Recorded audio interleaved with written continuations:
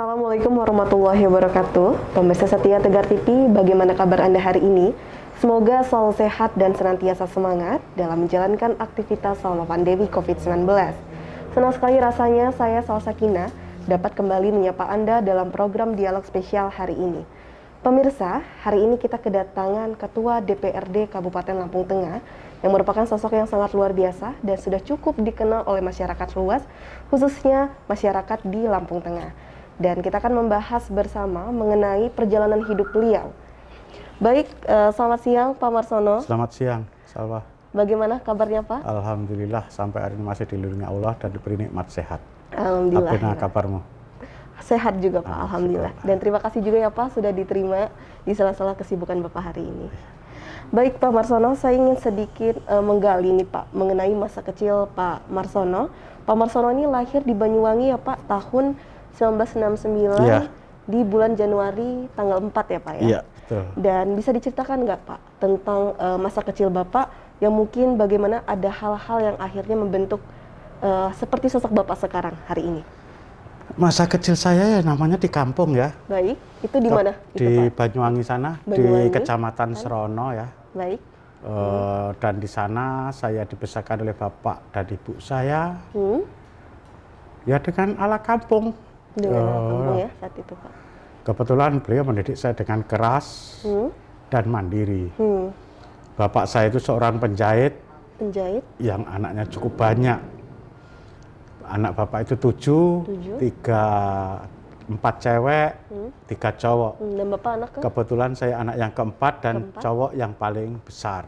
Yang paling besar. Jadi siapapun orangnya di Indonesia ini pasti ingin memiliki anak laki-laki. Dan kebetulan saya laki-laki, anak keempat, artinya harapan besar. Harapan orang tua saya kepada saya. Karena harapannya sangat besar, maka beliau mendidik saya dengan sangat keras, disiplin, dan diwajibkan nantinya untuk mandiri, dan diharapkan saya akan bisa menggantikan bapak untuk mengurus ibu dan juga mendampingi keluarga saya, saudara-saudara saya itu.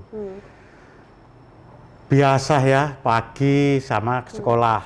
Baik. Bahkan sebelum berangkat sekolah, saya sudah dikirim untuk ngirim orang yang kerja di sawah. Baik. Setelah itu pulang sekolah seperti biasa, biasanya bapak itu pada saat jam istirahatnya pada saat kerja menjahit. Kemudian ditanya, "Dino iki arepe ning ndi le? Hari ini mau kemana le?" katanya.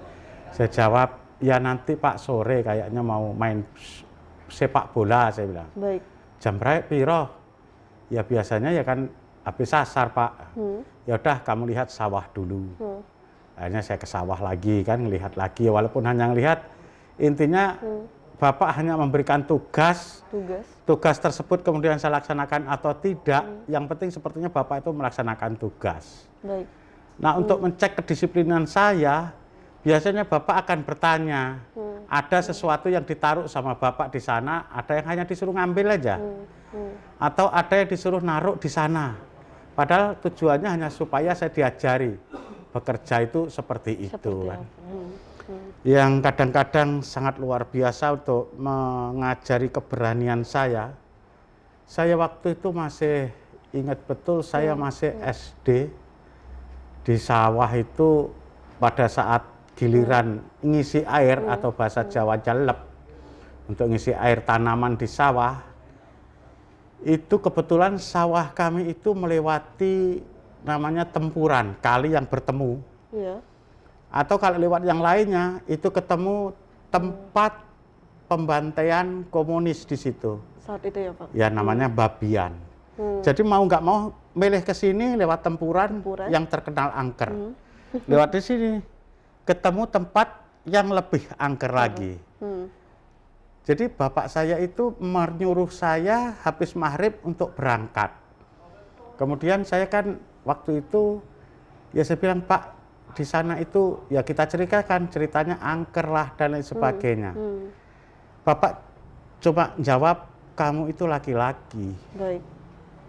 Seorang laki-laki itu nggak boleh takut. Dan kamu sudah diajari beribadah. Angker karena setan, genderuwo, jin, dan lain sebagainya. Pada saat kamu bacakan doa-doa itu, dia sudah pasti pergi. Ya tapi di sana sepi betul Pak. Ya sepi ya nggak apa-apa, memang di sawah ya pasti sepi katanya, apalagi malam hari kan. Jadi saya berangkat dengan memberanikan diri, dan sama Bapak dikasih senjata, kadang celurit, kadang golok kan. Kalau ada apa-apa ya digunakan senjata ini bukan untuk melukai orang, tapi untuk menjaga diri. Melindungi diri. Kalau ada ular, ada apa, dan itulah yang dipakai katanya kan. Baik. Ya saya bawa. Terus berkelanjutan seperti itu. Terus berkelanjutan. Setelah panen sama, saya diminta untuk di sawah. Menjaga hasil panen supaya tidak dimaling orang. Dan itu saya lakukan sambil saya membawa buku untuk belajar. Karena saya kan harus belajar, sembari belajar. Ya seperti itulah Bapak saya mendidik saya. Dengan keras, dengan kesederhanaan, dengan kedisiplinan, dengan kemandirian. Dengan kemandirian, sehingga dari pola asuh tersebut yang membentuk karakter. Ya, dari situlah karakter saya seperti ini. Ya nggak pernah takut pada saat saya yakin sudah benar. Baik. Yang saya tidak pernah bergantung dengan seseorang, tapi saya mandiri. Dan selalu saya melakukan kreativitas. Karena dari kecil memang saya diajari seperti itu. Seperti itu, sehingga itu juga menjadi hal yang disyukuri ya Pak? Ya, saya bersyukur sekali mempunyai orang tua yang mendidik saya dengan keras. Walaupun saya bisa seperti itu, jadi seperti ini, orang tua saya nggak ikut menikmati. Baik Pak. Karena beliau sudah berpulang. Jadi didikannya, ajarannya, semuanya saya nikmati sampai hari ini. Sampai hari ini. Sementara orang tua saya nggak ada menikmati apa-apa. Baik. Belum sempat membalas. Belum sempat saya membalas orang tua, beliau sudah berpulang. Sudah berpulang. Namun apakah dari pola asuh tersebut akhirnya diturunkan juga ke anak Bapak Pak? Ya, kebetulan anak saya cuma satu. Anak saya cuma satu yang laki-laki dan satu cewek. Karena anak saya cowok ini, saya jadi sama dengan saya mendidik bapak saya dengan keras, disiplin, dan mandiri. Baik. Makanya sampai hari ini walaupun saya ketua DPRD, anak saya nggak bisa minta duit sama saya. Tidak semerta-merta dimanjakan. Nggak bisa dia minta duit sama saya. Dia sudah saya nikahkan. Kemudian dia saya serahin dengan usaha untuk meneruskan usaha saya, bengkel ya. Kemudian rumah tersebut juga saya hibahkan kepada dia. Walaupun bahasa sudah hibah, tapi untuk kepemilikan belum saya kasih ke dia. Karena saya harus uji juga dia. Bisa berkembang, bisa mandiri. Kalau saya sudah yakin betul, baru saya kasih hibahnya kepada dia. Sehingga tetap diturunkan ke anak. Ya mau nggak mau, suka nggak suka. Yang kebetulan yang kedua kan masih kecil, kelas 1 SD. Itu urusan kakaknya lah nanti. Itu. Sehingga bisa dikatakan bahwa masa kecil Pak Marsono begitu keras, disiplin ya Pak. Namun tetap memiliki semangat belajar. Semangat belajar yang tinggi. Nah, namun apakah masih ada nih Pak petuah dari orang tua Pak Marsono yang masih begitu diingat Pak? Oh ya. Masih ada? Petuah bapak saya nggak bisa saya lupa. Kamu harus bisa berdikari. Berdikari. Wani urip, wani kapitayan, saka kekuatannya dewe. Artinya kamu berani hidup harus berdasarkan kekuatan dirimu sendiri, bukan orang lain. Baik, berdikari. Berdikari. Dan itu masih menjadi pegangan ya sampai dan sampai hari ini. Makanya saya belum pernah tangan saya tengadah. Saya belum pernah tangan saya tengadah karena saya betul-betul diajari sama bapak saya. Bagaimana saya harus mandiri, kuat, dan tidak tergantung dengan siapapun. Baik. Luar biasa sekali Pak, dengan sosok Pak Marsono yang sudah begitu luar biasa, sukses hari ini juga sudah menjadi balasan juga sih Pak untuk orang tua yang sudah di sana. Baik, mungkin bisa kalau kita kilas balik lagi, momen-momen apa sih Pak yang paling dirindukan kalau kita melihat nostalgia di masa-masa dulu Pak, selama di Banyuwangi mungkin?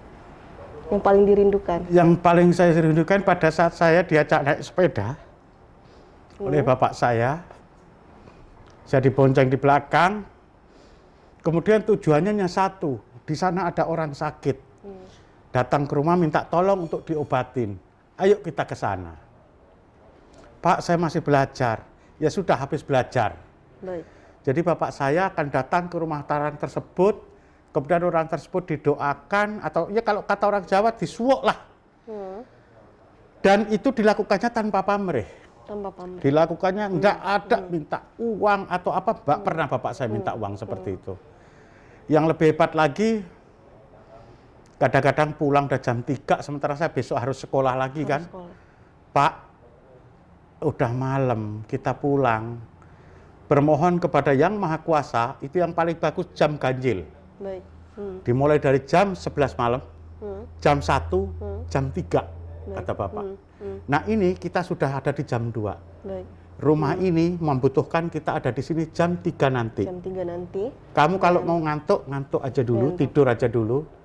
Bapak nunggu jam 3. Setelah itu, baru selesai itu baru pulang. Baru pulang. Baik, setelah itu langsung pulang ya Pak. Tapi nanti kita lanjutkan kembali ya Pak, cerita kita nanti di segmen selanjutnya. Dan untuk pemirsa jangan kemana-mana, karena kita akan masih berdialog bersama Ketua DPRD Lampung Tengah setelah jeda pariwara berikut ini.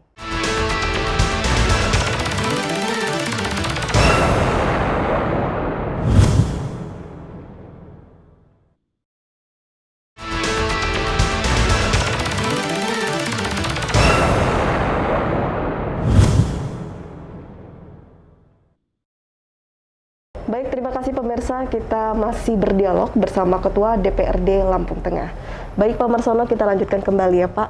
Tadi sempat terhenti di cerita momen-momen yang paling dirindukan Pak. Mungkin bisa dilanjutkan Pak. Ya itu, momen yang paling saya rindukan itu dibonceng Bapak. Dibonceng Bapak. Diajak berbuat baik dengan menolong seseorang tanpa pamrih. Tanpa pamrih. Itu yang betul-betul tidak bisa pernah saya lupakan itu. Tidak pernah dilupakan. Bahkan berangkat udah jam 9 malam, nyampe di rumah. Ya sejauh apa sih? Naik sepeda. Naik sepeda. Kemudian sampai sana jam 11 malam. Pulang jam 3 pagi. Dan itu bukan sekali 2 kali. Sangat sering. Dan saya selalu diajak seperti itu. Selalu diajak. Sehingga tertanam ya, sehingga Pak? tertanam sama saya bagaimana kita bermanfaat orang banyak, membantu orang lain dengan tulus ikhlas. Baik. Seikhlas-ikhlasnya. Tanpa tendensi. Tanpa tendensi. Sehingga orang tua Pak Marsono memberi ajaran itu langsung dengan tindakan. Langsung Pak. dengan, ya langsung, bukan nyuruh, tapi diajak langsung berangkat, langsung praktek. Kemudian diajarinya bagaimana. Nah, itu. Bagaimana? Oke. Baik, maaf Pak, orang tua Pak Marsono wafat saat Bapak masih kelas berapa? Pada saat itu saya masih usaha bengkel. Masih usaha bengkel. Dan bapak saya sekali datang ke tempat saya, karena saya nggak pernah ngomong kalau bengkel itu bengkel saya. Saya tetap cerita di sana itu saya kerja di bengkel, kerja sama orang. Terus saya cerita seperti itu. Nah kemudian bapak saya suatu ketika datang, dan kedatangannya pada saat itu saya juga belum cerita kalau saya udah buat rumah dan lain sebagainya. Kemudian datang langsung ke bengkel. Terus setelah datang baru ngobrol, baru cerita, udah punya rumah Le? Saya jawab, sudah Pak, sudah. Alhamdulillah sudah. Baik. Bisa didelok, bisa. Nah setelah Bapak melihat rumah tersebut, kemudian pulang lagi ke bengkel, besok dia langsung mau pamitan pulang. Baik. Pamitan pulang dengan bahasa yang sangat sederhana, kamu sudah bisa berdiri sendiri, saya nggak perlu lagi pikirkan kamu. Baik. Kamu sudah kuat dan teruskan perjuangan. Teruskan perjuangan. Saya tak ngurus adikmu. Adik-adikmu masih ada yang perlu Bapak. Kalau kamu seperti ini sudah nggak perlu Bapak. Sudah nggak perlu Bapak. Tapi Bapak tetap berdoa dengan kamu. Kamu tetap seperti yang Bapak ajarkan. Jujur, berdikari, tidak tergantung dengan orang. Baik. Sehingga kamu nanti bisa mengambil putusan tanpa bisa ditekan dan dipengaruhi orang lain. Tapi keputusan yang kamu ambil betul-betul yang baik dan benar untuk kebaikan bersama. Kebaikan bersama. Sehingga sosok ayah di mata Pak Marsono itu seperti apa sih Pak? Ayah saya, bapak saya itu orang yang sangat sederhana, jujur, tegas, dan tidak pernah takut sama siapapun. Tidak takut sama kecuali siapapun. sama Yang Maha Kuasa. Baik. Dan beliau selalu mengatakan, itulah yang selalu saya baca, itulah yang diajarkan mbahmu, katanya kan. Jadi tolong ini diteruskan, karena kamu anak laki-laki bapak yang paling tua, kamulah yang nanti akan menjadi panutan dari saudara-saudaramu. Sehingga Bapak begitu bersyukur ya Pak? Saya sangat bersyukur. Ayah seperti beliau. Namun jika kita mengandai-andai sih Pak, apakah ada suatu hal yang ingin Bapak kembali lagi, Bapak ingin ubah lagi? Seperti misalnya bentuknya sebagai penyesalan, ingin diulang lagi jika bisa kembali ke masa itu, apakah ada Pak? Yang ingin diubah? Tentu nggak ada. Tidak ada, semuanya tidak ada Ya ya cuma Pak? saya berharap Bapak ikut menikmati kesuksesan saya kan. Tapi semua ini kan kehendak Tuhan, kehendak Allah. Kita nggak bisa lagi melawan kehendak yang maha kuasa kan. Dan saya yakin keputusan yang maha kuasa ini sangat benar dan ya nggak bisa dibantah. Tidak bisa dibantah. Yang bisa dilakukan Pak Marsono saat ini adalah meneruskan bersyukur dan bersyukur atas apa yang sudah diberikan oleh ayah saya, didikan dan lain sebagainya, sehingga saya bisa seperti ini. Baik, dan meneruskan pelajaran-pelajaran nilai-nilai kehidupan beliau ya Pak, yang ditanamkan ke Bapak saat ini. Dan begini Pak, sekarang Pak Marsono kan sudah bisa dikatakan sukses ya Pak, menjadi ketua DPRD, kemudian memiliki banyak usaha baik di bidang pertanian, peternakan. Ada tidak Pak masa-masa yang begitu sulit pada saat itu, masa perjuangannya Pak? Mungkin bisa diceritakan. Oh ada. Ada sekali ya Pak, masih terlihat. Banyak. Jadi pada saat itu saya pertama sekali membuka bengkel. Iya. Ya saya masih punya anak kira-kira umur 6 bulan ya. 6 bulan. Di mana saat itu Pak? Bengkel pertama? Pertama bengkel Nanta, namanya saya kasih bengkel Nanta. Di mana itu Pak? Di Bandar Jaya. Di Bandar Jaya di sini. Ya Salwa kan orang Bandar Jaya tahu kan. Iya, di Pak. samping Radio Denbang itu. Itu bengkel pertama ya Pak? Ya, pada saat itu ya namanya kita keluar kerja sama orang, sementara nggak punya Pak, tapi saya punya keahlian. Pada saat buka bengkel pertama saya nggak punya uang. Kemudian saya nyewa rumah, tanah, bekas bengkel bak, tanahnya sudah saya bayar, tapi untuk bekas garasinya belum terbayar. Kemudian ya namanya baru buka kan. Bahkan susahnya pada saat itu sampai hari ini nggak bisa lupa. Anak istri saya sehari makan sekali nasi bungkus, pada saat itu rumah makan Takanajuwo, yang nasi telur, nasi padang, yang putih sama kuning telurnya untuk anak saya, yang lainnya nasi telur yang kena sambelnya, yang kena sayurnya untuk kami sama nasinya. Sehari sekali. Sampai hari itu kejadian sampai sekitar 4-5 hari lah ya. Sampai istri saya memberikan ASI kepada anaknya sudah nggak keluar lagi. Baik. Tapi karena ajaran Bapak, kalau hari itu saya minta tolong sama kawan, meminta karena saya nggak makan, udah pasti akan dikasih apapun yang saya minta. Tapi karena ajaran Bapak, saya harus berdikari, saya harus kuat, saya nggak lakukan itu. Makanya sampai hari ini saya nggak bisa melakukan itu. Makanya apapun, kalau ada orang yang mengatakan saya takut sama istri, bukan takut. Bukan takut. Istri saya hari itu sedikit pun tidak ngadu sama tetangganya. Baik. Sedikit pun tidak meminta kepada tetangganya atau saudaranya.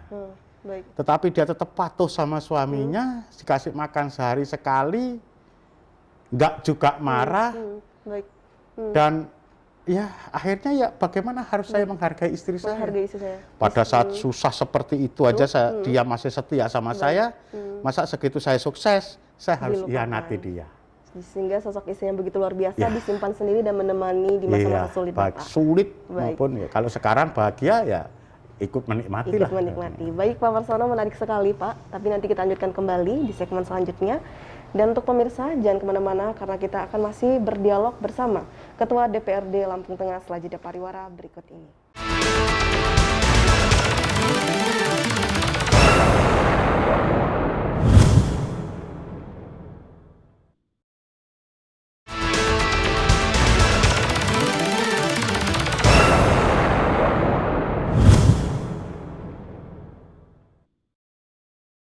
Pemirsa, Anda kembali menyaksikan dialog spesial hari ini dan tentu kita masih berdialog mengenai kisah hidup dari Ketua DPRD Lampung Tengah.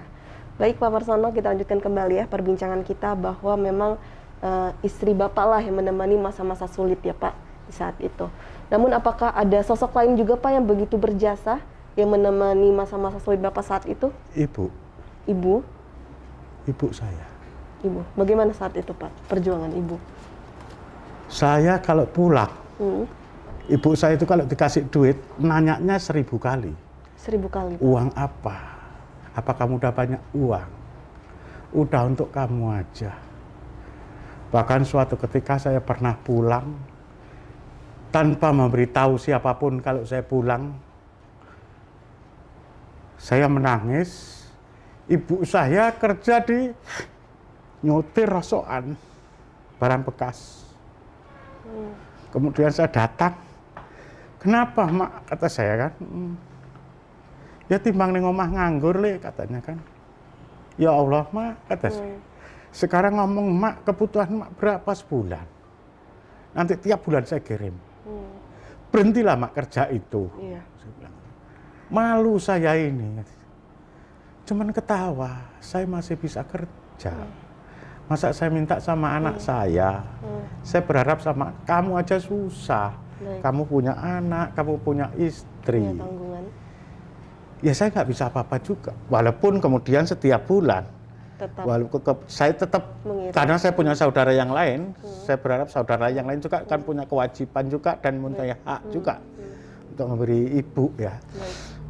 Tapi kewajiban saya, kemudian ya saya kirim setiap 2 atau 3 bulan sekali biar ngumpul. Dan yang lebih sedih lagi, uang yang kita kirimkan pada saat ibu saya berpulang sampai hari ini masih utuh. Masih utuh Pak. Jadi pada saat ibu saya meninggal dunia, kemudian ditunjukkan ada tulisannya, ini duitnya teko Marsono. Tidak dipakai sama Tidak sekali. dipakai. Luar biasa. Jadi adik-adik saya nanya, ini gimana mas? Itu duit ibu. Duit Ibu. Terserah untuk apa kalian. Sampai seperti itunya ibu saya. Luar Jadi biasa. makanya saya nggak berani yang namanya macam-macam begini dan begitu, nggak berani. Tidak berani. Karena amanah beliau, kalau sampai tahu kamu jadi kayak gini kemudian korupsi, saya lebih baik mati. Pernah sempat Pernah mengucap seperti itu ibu mengucap saya. seperti itu. Jadi lebih baik saya mati daripada saya nanti dengar anak saya korupsi, melebu TV, melebu koran, uangnya teko rene. Baik. Nah lebih baik mak mati aja. Jadi tolong jangan korupsi. Jangan korupsi. Dah itu aja pesannya. Kerja Luar yang baik. Kerja yang baik. Ikut negara, dibayar negara, kerja sing apik, ngurusi rakyat sing apik. Baik. Itu pesannya. Baik. Luar biasa sekali. Dan itu menjadi pegangannya Pak. Itu Hingga pegangan Bapak saya. kuat dari segala Kuat dari segala godaan-godaan. godaan apapun, saya Benar pasti sekali. akan ikut ibu saya. Akan ingat soal itu. Namun apa sih Pak yang diharapkan dari ayah dan ibu Pak Marsono, dari sosok Pak Marsono yang diinginkan mereka? Apakah sudah diwujudkan dari Pak Marsono sekarang? Ya perkara kurang atau belum, keinginan bapak dan ibu saya itu saya bermanfaat untuk orang banyak. Bermanfaat. Kembali lagi Nah, bermanfaat. bermanfaat untuk orang banyak, bermanfaat untuk orang banyak. Bermanfaat untuk bangsa dan negara ini. Itu harapannya. Makanya saya bisa membayar kepada beliau berdua hanya dengan pengabdian total kepada rakyat, bangsa dan negara. Tidak ada lain. Dengan ikhlas, tanpa pamrih. Dan ikhlas. Kalau dia ngomongin duit, saya nggak pernah punya duit banyak.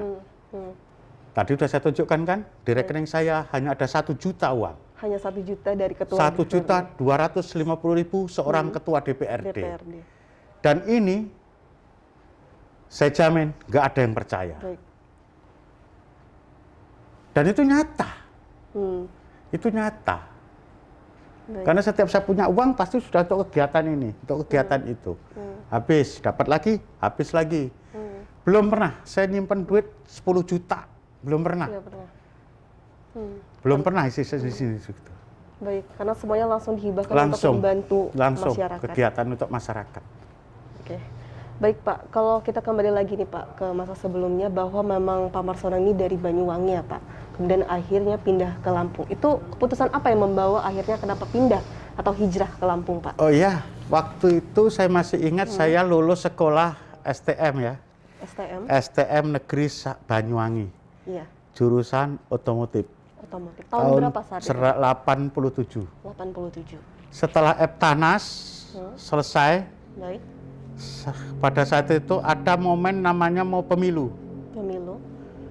Nah kemudian pada saat itu namanya udah nggak belajar, pengumuman sudah, tinggal nunggu ijazah. Baik.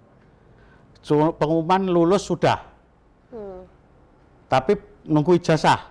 Tapi belum bisa, karena belum bisa keluar, masih dihitung sekolah. Nah pada saat itu ada momen namanya kampanye. Kampanye. Zaman itu yang datang Ibu Megawati Soekarno Putri, partainya masih PDI, Baik. dipimpin Pak Suryadi, datang kampanye di Kecamatan Penataban. Nah saya lewat sekolah itulah. Mar, nggak sekolah? Enggak. Jawaban saya ya mengalir aja sama kawan-kawan. Kenapa? Bu Mega teko, Mbak Mega, saya bilang gitu kan. Di mana? Penataban, saya bilang gitu kan. Kamu, saya mau ke sana. Tapi saya udah nggak berseragam. Bubarlah satu sekolahan itu. Baik. Nah karena bubar, saya kampanye, mulai teriak-teriak itu kan. Kalau di sana dulu kan banteng, gitu kan. Saya pokoknya tukang ngomong banteng gitu kan. Di atas mobil, sambil lari keliling-keliling. Sudah itu sore pulang. Begitu pulang, bapak sudah ditunggu. Sudah ditunggu. Zaman itu ya tahu sendirilah, Orde Baru zaman itu. TNI Polri, bapak udah ditunggu sama Babinsa sama pokoknya ada tentara sama polisi. Kemudian bapak nanya, "Leh, kondi sekolah lah pak." "Apa kue sekolah?" katanya. "Sekolah." Lah sing bengok-bengok mau sapa? Siapa yang teriak-teriak, Pak? "Kamu kan kampanye, teriak-teriak pekik-pekik," katanya. Kata siapa, Pak? Itu loh. Udah ditunjukin itunya. Kemudian bapak ngomong, "Le, mbakmu baru diangkat jadi PNS. Kalau kamu masih seperti itu, mbakmu dipecat. Kamu mau jamin mbakmu masa depannya dipecat jadi PNS, jadi apa mbakmu?" Kebetulan mbak saya jadi guru kan, pensiun tahun ini pensiun. Terus saya bilang, "Wah, kalau gitu Pak, saya minggat." "Saya tak minggat aja Pak. Baik. Daripada ayo saya dipecat jadi PNS, biar saya yang pergi. Pergi dari. Tapi pilihan dhisik Pak." Saya bilang. "Tapi gue oleh kampanye kan harus terakhir," saya bilang gitu kan. Udah penutupan kampanye terakhir, putaran terakhir. Jadi setelah itu saya minta sangu sama bapak saya, dan masih teringat di kepala saya, gak punya duit juga bapak saya. Karena bapak saya sama dengan saya ketua DPRD aja hari ini di rekening hanya 1.250. 1.250.000. Apalagi bapak saya. Kemudian dijualin kelapa, sebatang pohon kelapa itu laku 37.000. 37.000. Itu setelah pemilu ya, setelah pemilu. Kemudian saya bawalah pergi uang itu. Saya minta, terus bapak ngomong, "Kamu mau kemana?" "Terserah saya Pak. Tapi saya mau ke Sumatera." Mau ke Sumatera. Pokoknya Sumatera, gak tahu tujuan. Nah kemudian proses itu berjalan 2 hari 2 malam. Saya juga bingung mau kemana kan, gak ada tujuan yang dituju. Setelah itu saya pamitan sama Mak. "Mak, saya mau merantau." "Merantau kemana Le?" "Sumatera," saya bilang gitu kan. "Wele Sumatera ki adoh," katanya. "Ya nggak apa-apa Mak," saya bilang gitu kan. Terus habis itu, "Mak duit ora?" "Enggak," katanya. "Mak nggak duit belas?" Enggak. Saya keluarin duit, saya kasih lagi sama Mak yang 5.000. 5.000. Wes nggih kowe wae, nggih sangu kowe. Kowe ning kono urung tahun tuh langsung oleh kerjaan. Mak, ini nggih Mak, iki nggih aku. Aku budal Mak." Kemudian saya sungkem, saya cangking tas, sampai ke depan rumah aja Mbak nggak mau. Karena intinya ya nggak, siapa yang mau anaknya pergi kan, apalagi dengan keterbatasan ongkos, sangu, dan nggak ada tempat yang dituju. Tapi saya bertekad, saya harus berangkat. Saya harus pergi daripada mbak saya itu nanti dipecat. Baik. Akhirnya berangkat saya, dan hari itu saya langsung sore naik mobil Akas tujuan Solo.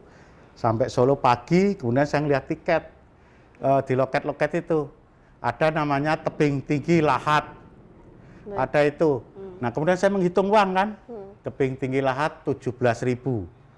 Bisnya masih ingat betul, saya Bengkulu Indah. Zaman itu. Kemudian saya naik lah. Naik sambil ngobrol sama penumpang itu kan. Nah, yang saya ingat pada saat sampai di Bandar Jaya itu sekitar jam 7 malam. Jam 7 malam sampai Jam di 7 Lampung. malam di Bandar Jaya, kemudian saya nanya sama penumpang, Bu, ini daerah mana? Bandar Jaya. Wih, rame ya, enak kayaknya merantau di sini. Baik. Kamu memangnya mau kemana? Tebing Tinggi Lahat, tiket saya. Jadi tujuan saya tebing tinggi, tempat siapa? Nggak tahu, saya bilang gitu. Ya, Yang penting tiket saya, duit saya cukupnya di situ.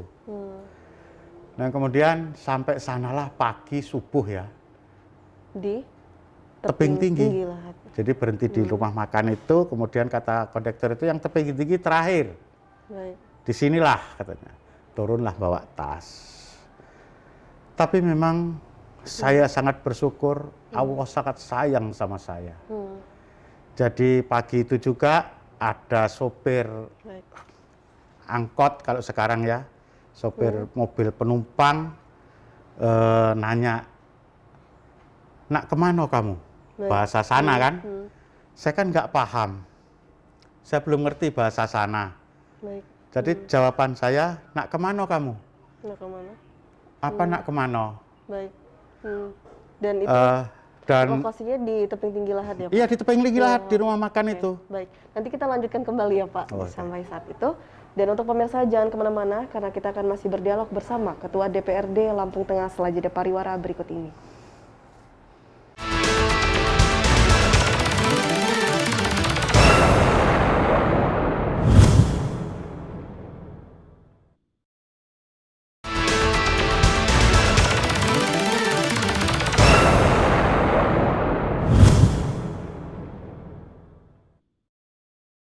Baik, terima kasih pemirsa. Kita kembali menyaksikan dialog spesial dan tentu kita masih berdialog bersama Ketua DPRD Lampung Tengah. Baik Pak Marsono, tadi sempat terhenti, Bapak sudah sampai ya Pak di tebing Lahat dan ada yang langsung menolong Bapak ya saat itu ya Pak? Bukan menolong ya, tapi dia memang sengaja mencari penumpang. Langsung mencari Karena penumpang? sopir penumpang, mobil penumpang, Baik, dia nanya, nak kemana kamu? iya. Saya jawab, nggak tahu. Hmm. Pertama dia ngomong bahasa daerah dia kan, bahasa daerah orang Palembang itu Orang kan, Palembang. orang Lintang, Patlawang itu. Ya saya belum ngerti pada saat itu kan. Jadi kemudian dia tanya, oh baru nyampe? Iya. Belum bisa bahasa sini? Belum. Kamu dari mana? Dari Jawa. Jawa mana? Banyuwangi. Banyuwangi. Banyuwangi itu Jawa Tengah apa Jawa Timur kata dia. Jawa Timur. Kamu mau kerja di mana? Belum tahu. Belum tahu. Kamu sekolahnya lulus apa? STM. Waduh, kata saya kan. Ada kawan saya nyari tenaga, bengkel, namanya Ayong. Baik. Kamu ikut saya. Kamu sarapan dulu kalau enggak. Ngapa? Enggak ada duit. Katanya udah habis, kata dia kan. Saya hanya senyum aja kan. Kemudian dipesenin teh sama dia. Dipesenin teh sama kue. Udah itu, udah biarin nanti aku minta duit bosnya sana bae, kata dia. Aku minta duit bosnya sana. Nah kemudian dari tebing tinggi ke Lahat, itu lewat hutan. Oh, hutan. Ada talang padang. Walah pokoknya lewat hutan. Jadi saya pikir saya ini mau dilariin, dibunuh, atau jadiin kerja paksa. Jadi saya cuma siap-siap saja. Mati sudah, nggak apa-apa. Toh orang tua saya sudah melepas saya kan. Jadi sempat terlintas ya Sudah Pak? terlintas. Karena hanya sendirian. Hanya sendiri saat itu. Rupanya hari itu pasaran Pendopo Lintang. Dia ngejar pagi sudah dapat penumpang di situ. Baik. Sambil bawa kopi. Jadi sampai sana saya langsung diantar tempat yang namanya Ayong ini tadi, bos ini. Sambil mekik-mekik itu, Yong, aku ada budak, saya ada anak, tenaga kerja, sekolah STM katanya. Bayar dulu ongkos mobil katanya. Kalau enggak tak taruh bengkel sana katanya kan. Akhirnya dia lihat, ya sudah, berapa ongkosnya? Saya nggak tahu ongkosnya berapa, nggak tahu. Baik. Karena langsung dibayarin sama bos itu. Habis itu diajaknya ngobrol, kamu dari mana? Saya bilang dari Banyuwangi. Kesini sama siapa? Sendiri. Sendiri. Terus udah sekolahnya apa? STM. Bisanya sampai mana? Ya nggak tahu, yang nilai nanti bos lah, saya bilang gitu. Saya bisanya sampai di mana? Lah habis itu kebetulan dia nanya, ngelas bisa? Saya bilang bisa, tapi nggak bagus-bagus amat. Ngecat bisa. Mesin bisa loh, iso kabeh kata dia, bisa kabeh. Ya, saya bilang, karena saya dulu sekolah sambil di bengkel. Baik. Oh ya wes. Nah kebetulan ada mobil dandan. Namanya sampai hari ini masih ingat, Mili Seni namanya. Mili Seni. Pak Mili Seni namanya.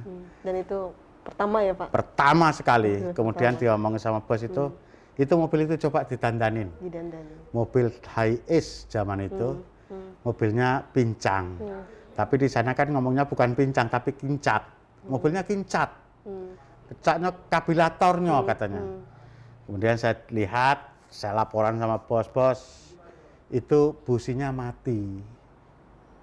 Dari 4 itu mati 2, saya bilang gitu. Cuma karena berseberangan sehingga masih bisa jalan. Baik.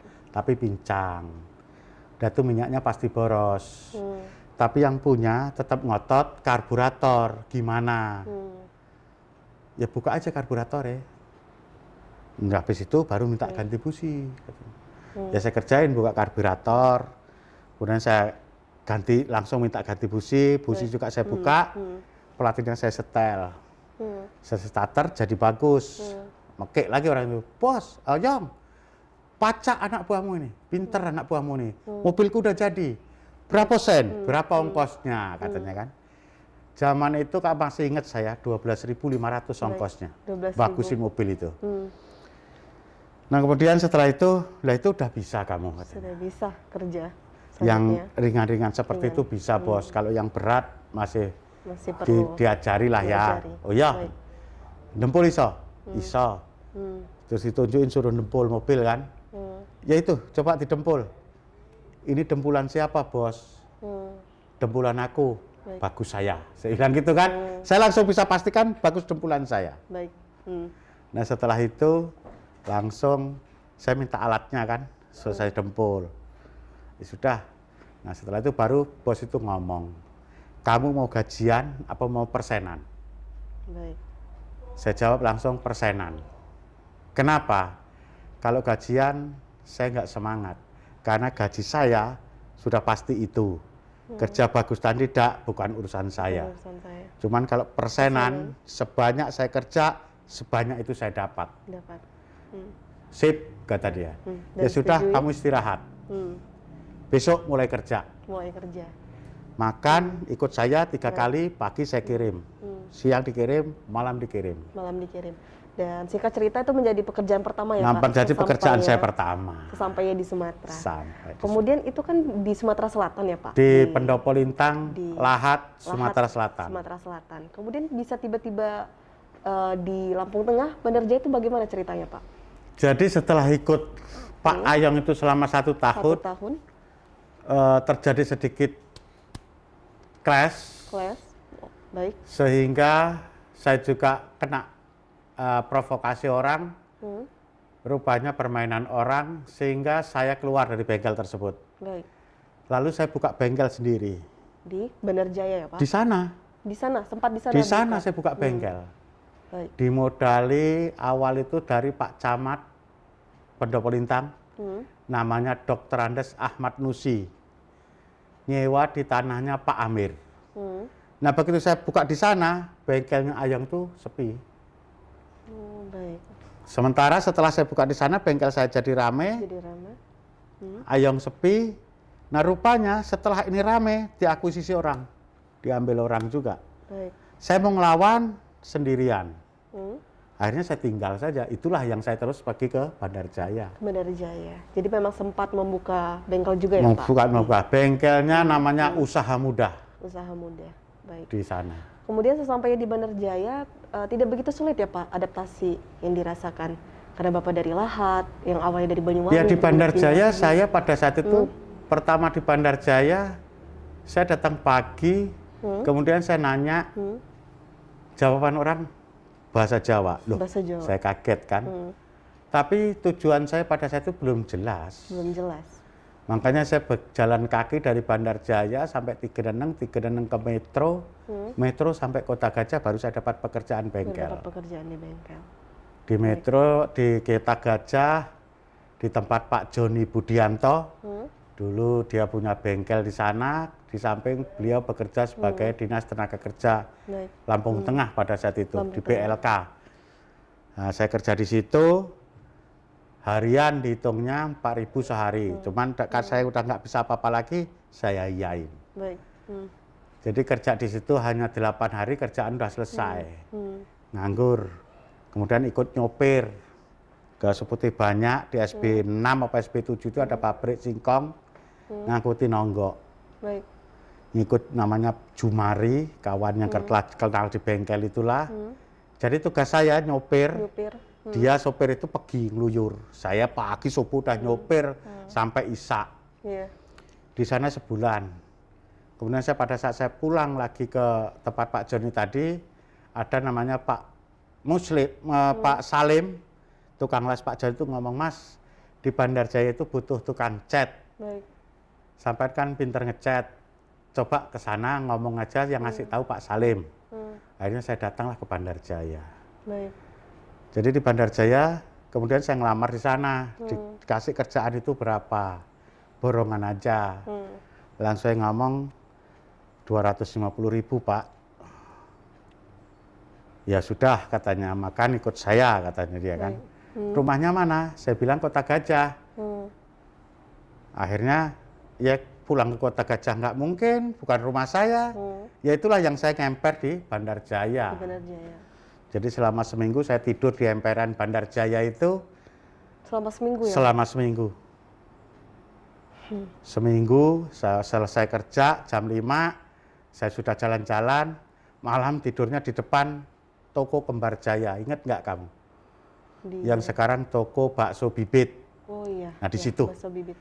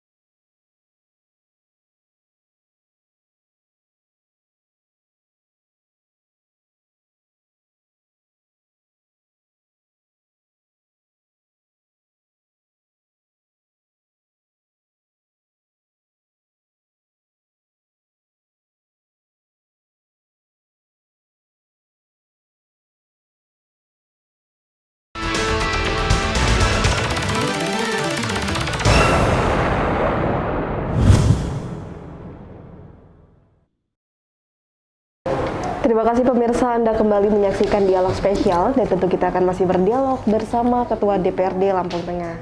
Baik Pak, kita lanjutkan kembali ya Pak perbincangan kita. Tadi kita sudah banyak membahas ya Pak mengenai perjalanan karir Bapak dari Banyuwangi, kemudian ke Sumatera Selatan hingga akhirnya sampai di Provinsi Lampung, khususnya di Lampung Tengah.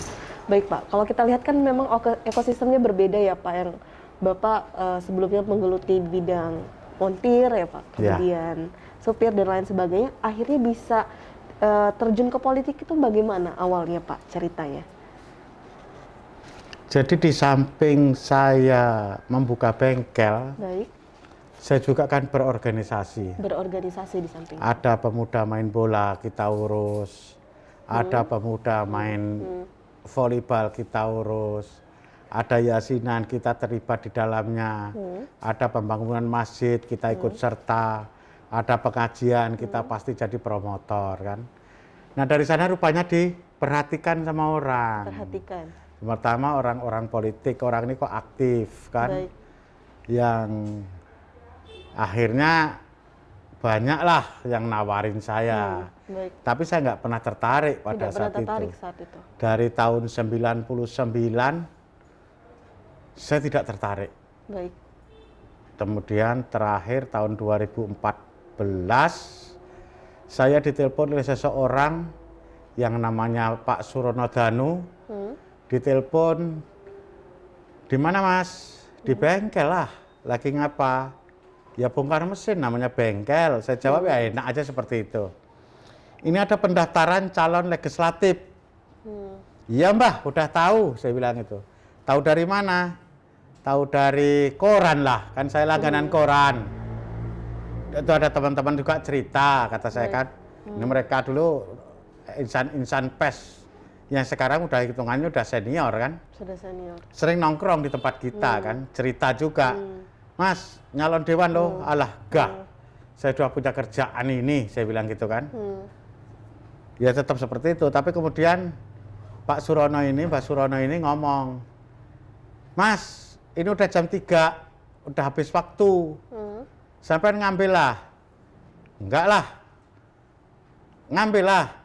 Ini ngasih tahu apa perintah? Ini perintah, kata dia. Karena ini perintah ya sudah. Saya datang dengan celana pendek, kaosan sinlet.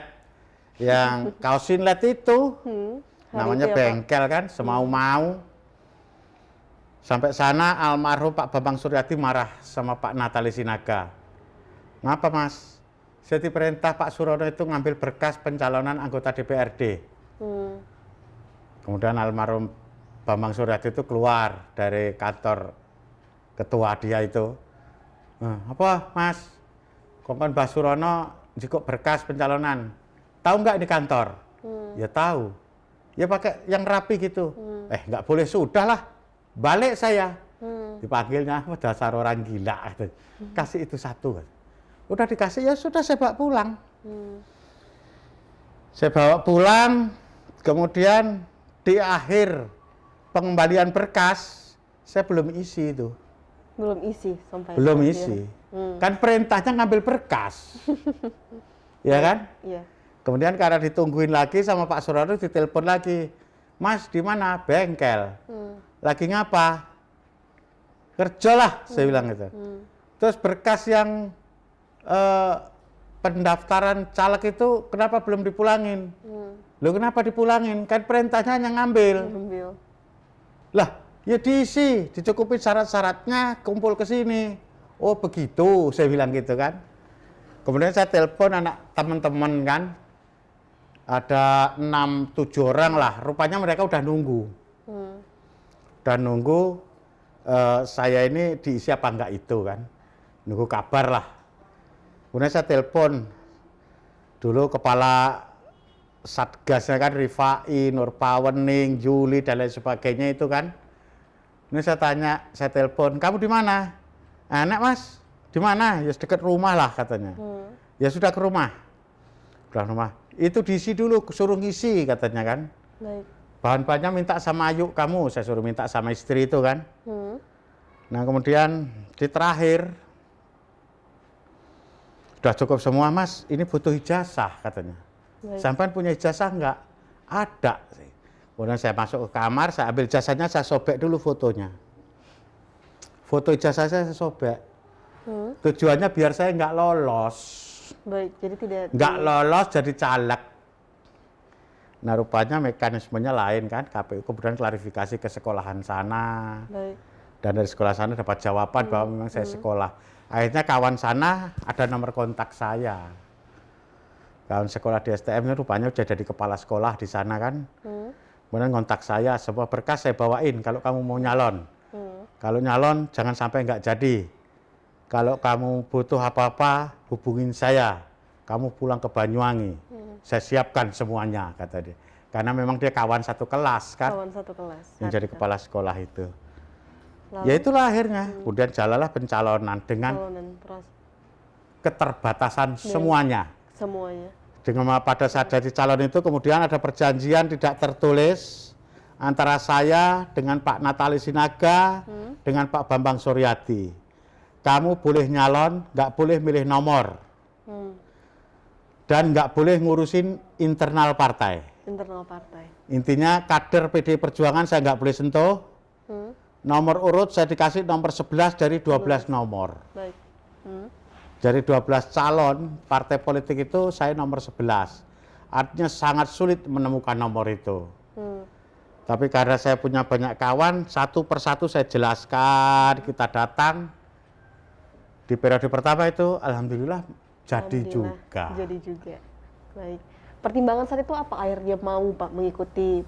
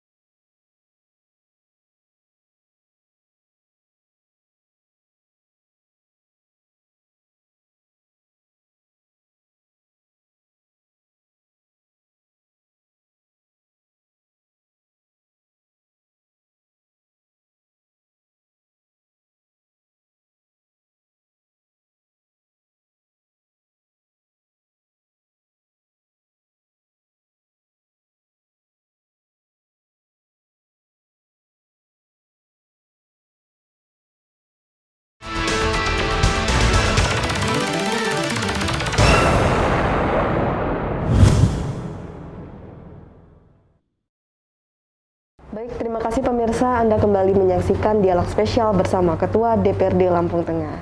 Baik Pak, kita lanjutkan kembali perbincangan kita yang akhirnya tahun 2019 ya Pak, menjadi Ketua DPRD sampai tahun 2024. Kemudian selama menjadi Ketua DPRD, Bapak juga menekuni di bidang pertanian dan peternakan. Mengapa itu Pak? Kan dari ekosistem berbeda dari montir, kemudian politik, akhirnya di pertanian, peternakan. Apakah ada alasan, motivasi khusus Pak saat itu?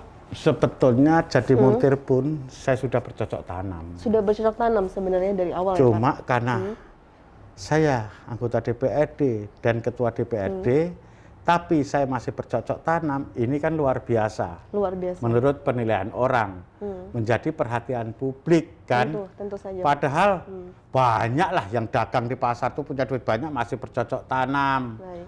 Banyaklah pejabat yang juga masih bercocok tanam. Cuma saya melakukan ini, saya melihat keprihatinan saya. Rakyat Lampung Tengah ini 70% petani. Petani. Nah, kebanyakan petani kita pada saat-saat tertentu mereka mengalami nanam padi, nanam jagung bule, nanam padi mentek. Baik. Nah, motivasi ini adanya unsur hara dalam tanah yang sudah tidak ada, ketergantungan petani sama bibit dan lain sebagainya, sehingga membuat saya tertarik lebih intensif bergerak di bidang pertanian ini. Di bidang pertanian. Karena melihat kondisi masyarakat. Melihat kondisi masyarakat yang sudah sangat membutuhkan, tapi mereka tetap menjadi objek. Menjadi objek. Nah, ini yang sedih. Mereka hanya menjadi objek pengadaan bibit tidak bermutu. Mereka menjadi objek suruh tanam padi, rata tanam padi, pada saat panen harganya tertekan. Baik. Begitu juga jagung. Nah, disinilah akhirnya saya kepengen masuk di dalam sana untuk mengurainya sehingga saya bisa mencarikan jalan keluar. Baik. Nah, itu tujuan saya. Tujuannya. Dari ilmu-ilmu tersebut didapatkan dari siapa? Otodidak. Otodidak, belajar secara Ada yang mandiri. belajar secara otodidak, ada yang bertanya sama Pak Surono Danu, ada ketemu sama petani sana saya evaluasi. Baik. Kemarin terakhir saya mendatangkan BPTTP untuk berdiskusi. Ada dari perguruan tinggi kita berdiskusi dan lain sebagainya.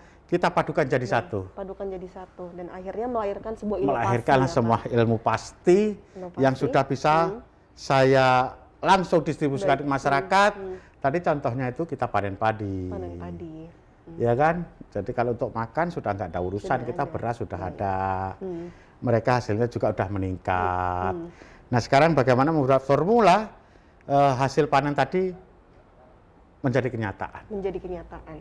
Dari semua hal tersebut, apa sih Pak yang ingin diciptakan perubahannya di Lampung Tengah? Dari sektor tersebut, apa yang ingin diciptakan oleh Pak Marsono sendiri? Sebenarnya. Rakyat sejahtera. Rakyat sejahtera. Indonesia Raya. Indonesia Raya. Dan itu bisa terciptakan dari sektor pertanian ini.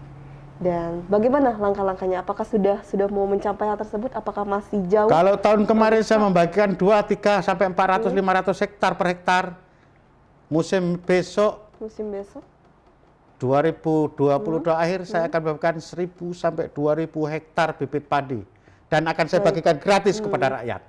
Luar biasa sekali. Dan inilah yang membuat masyarakat Lampung Tengah juga cinta ya Pak. Ya. Kepada Bapak, alhamdulillah. Oke, baik Pak.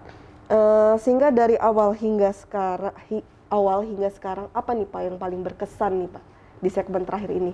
Mungkin bisa dijelaskan Pak. Yang paling berkesan. Yang paling berkesan itu Ketua DPRD kalau dulu saya mau ketemu Ketua DPRD itu payah ya, susah ya. Kemudian pada saat rakyat minta bantu, saya harus memberikan tempo karena saya belum jadi anggota DPR. Kalau sekarang bahkan saya turun meminta masyarakat untuk membuat proposal. Membuat proposal artinya saya membantu dengan uang mereka sendiri tapi dikoordinir oleh pemerintah. Dan kita tugasnya hanya mengawasi. Yang paling berkesan lagi, dengan saya menjadi perhatian, apapun yang saya lakukan, itu menjadi sorotan. Baik. Dan yang paling berkesan saya, alhamdulillah apa yang saya lakukan sampai hari ini masih tampak baik. Masih tampak baik. Tampaknya baik, karena memang baik kan. Memang baik. Dan harapan saya ini akan memotivasi semuanya untuk berbuat baik, kejujuran, untuk mencapai Indonesia Raya. Mencapai Indonesia Raya. Jadi tidak semerta bahwa Bapak Ketua DPRD sehingga sulit ditemui itu tidak ya Pak? Tidak. Karena Bapak juga punya usaha di pertanian peternakan. Sehingga saya penasaran, jam tidur Bapak ini sendiri berapa lama sih Pak dengan segala aktivitas kesibukan yang Bapak miliki? Apakah nggak tahu lah. Sudah tidak sepanjang terkontrol udah lagi, nggak Pak? ada tamu tidur saya. Sudah tidak terkontrol lagi ya nggak Pak? terkontrol. Siang jarang sekali tidur. Boleh dibilang nggak pernah. malam ya sekitar jam 1, jam 2. Baik. Subuh udah bangun. Subuh sudah bangun. Namun apakah DPRD ini menjadi cita-cita Bapak, Pak, dari dulu atau tidak pernah terlintas? Tidak pernah terlintas di kepala saya akan menjadi anggota DPRD atau ketua DPRD sekalipun. Saya tidak pernah bercita-cita menjadi anggota DPRD, apalagi ketua DPRD. Ketua DPRD. Saya hanya bercita-cita bagaimana saya nanti bisa bekerja, memiliki usaha sendiri, dan dengan usaha tersebut saya bisa berbuat untuk orang banyak. Cuman itu aja motivasi saya. Ketua DPRD hanya menjadi wadah saja ya? Saya menjadi wadah, wahana untuk saya semakin banyak berbuat baik. Berbuat baik. Itu aja. Baik. Dan diijabah oleh Allah, dikasih tambahan kemudahan. Sehingga saya dijadikan ketua DPRD. Sehingga cita-cita saya untuk bermanfaat untuk orang banyak semakin mudah. Semakin mudah. Baik Pak Marsono, menarik sekali, luar biasa sekali Pak perjalanan hidup Bapak. Saya ingin memberikan pertanyaan terakhir nih Pak. Kira-kira apa ingin Bapak melihat diri Bapak 5 tahun ke depan tuh seperti apa Pak nantinya? Apakah masih bergelut di bidang politik? Ataukah sudah berada di ranah lain? Karena partai politik ini sebuah organisasi, dan saya sebagai petugas partai, saya akan mengikuti apapun perintah partai. Apapun perintah. Saya tidak diizinkan lagi nyalon karena dipandang sudah cukup dan lain sebagainya. Alhamdulillah wa syukurillah. Baik. Saya diperintah karena saya masih dipandang, masih perlu berjuang lagi, saya juga siap. Baik. Yang jelas, saya tetap akan berpegang teguh untuk bagaimana mencapai Indonesia Raya berdasarkan Pancasila dan Undang-Undang Dasar 1945. Jadi disimpulkan 5 tahun ke depan, siapapun Pak Marsono, yang penting berlandaskan Pancasila. Ya. Luar biasa sekali. Dan terakhir lagi pertanyaan Pak, ada kira yang ingin disampaikan nggak nih Pak untuk Pak Marsono di 5 tahun ke depan yang mungkin Pak Marsono nanti iseng buka YouTube nonton lagi wawancara kita hari ini, ada nggak Pak yang mau disampaikan untuk Bapak ke Bapak lagi, dari diri ke diri sendiri lagi, yang mungkin nanti kepada Sumarsono 5 tahun ke depan, tetaplah berjuang di garis rakyat. Baik. Di garis marhen untuk mensejahterakan rakyat dan mencapai Indonesia Raya. Mencapai Indonesia Raya, luar biasa sekali. Baik Pak Marsono, tidak terasa Pak, kita sudah berada di penghujung acara. Mungkin bisa diberikan closing statement untuk pemirsa yang ada di rumah hari ini. Baik, terima kasih Salwa, teman-teman Tegar TV. Ini luar biasa ya, saya ditanya terkait dengan autobiografi saya, perjalanan hidup saya. Dan itu saya sampaikan apa adanya, tanpa saya karang-karang, dan itu sebuah kenyataan. Untuk itu saya berpesan kepada semuanya, kita bukan siapa-siapa, tetapi kalau mau jadi apa, kita tetap harus berbuat apa. Dan yang pasti, bagaimana kita bisa berdikari, kemudian bisa berdaulat, dan kita berkepribadian dalam rangkai Bhinneka Tunggal Ika dan berasaskan Pancasila dan Undang-Undang Dasar 1945. Tuh, saya rasa sekali lagi Indonesia Raya. Indonesia Raya. Baik, terima kasih Pak Marsono. Sama-sama Salwa, terima kasih banyak. Semoga sukses dan sehat selalu. Amin. Pak. Begitu juga Salwa ya. Baik, terima kasih Pak. Dan tak lupa saya ucapkan terima kasih juga untuk seluruh pemirsa yang ada di rumah yang telah setia menyaksikan dialog spesial hari ini dari awal hingga akhir. Dan semoga kita semua bisa mengambil hikmah dan pelajaran dari kisah hidup dari sosok Ketua DPRD Lampung Tengah, Pak Sumarsono, bahwa kesuksesan tidak adalah instan. Semua membutuhkan perjuangan dengan derayan air mata dan keringat. Dan saya Salwa Sakinah, mewakili kru yang bertugas hari ini, pamit undur diri. Wassalamualaikum warahmatullahi wabarakatuh. Sampai jumpa.